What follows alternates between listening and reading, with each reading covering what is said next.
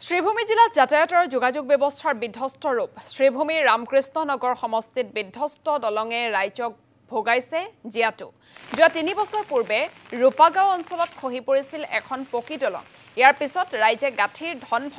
ভাঙি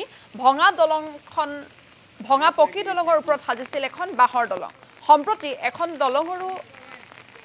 জৰাজীৰ্ণ অৱস্থা অথচ ৰাইজৰ সমস্যালৈ গুৰুত্ব নাই স্থানীয় বিধায়ক বিজয় মালাকাৰ আৰু সাংসদ কৃপানাথ মাল্লাৰ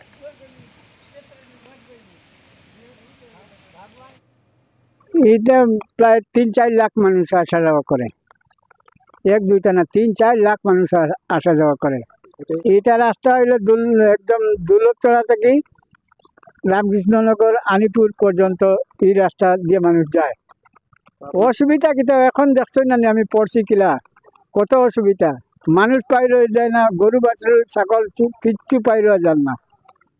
হয়তো নিজে একবার বানাইছিলাম